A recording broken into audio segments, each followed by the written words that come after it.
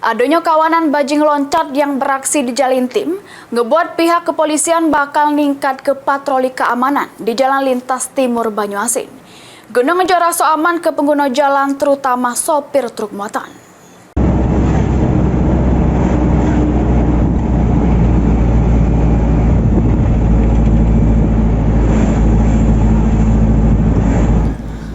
Beredarnya video di media sosial terkait bajing loncat di Jalan Lintas Timur Banyuasin yang menjarah truk muatan rokok membuat para sopir truk muatan merasa takut serta khawatir bajing loncat bakal beraksi lagi.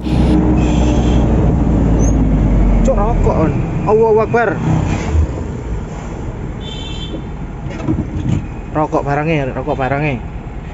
Pihak Polres Banyuasin yang menerima laporan bakal mendaklanjuti serta bakal melakukan berbagai upaya untuk mengatasi kejahatan jalanan pecah bajing loncat. Kapolres Banyuasin AKBP Ruri Prastowo ngatoke bakal ningkat ke patroli keamanan di Jalan Lintas Timur Banyuasin pada jam-jam rawan demi ngenjuk rasa aman pada pengguna jalan terutama sopir truk muatan. Rokok barangnya.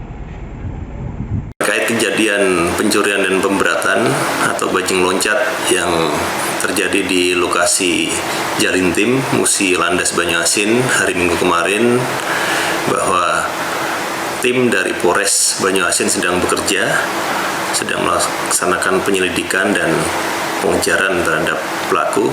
Kita identifikasi untuk pelakunya, kemudian untuk kerugian kurang lebih 80 juta, di mana itu adalah rokok sebanyak 5 kardus yang diambil di atas truk oleh pelaku. Kemudian upaya-upaya dari Polres setelah ini meningkatkan patroli di Jalintim Banyuasin pada jam-jam rawan kecelakaan, rawan kejahatan, dan rawan kemacetan.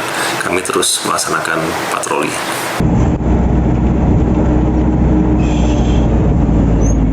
Cok rokok on, Allahu Akbar. Ridho Ilahi, PAL TV.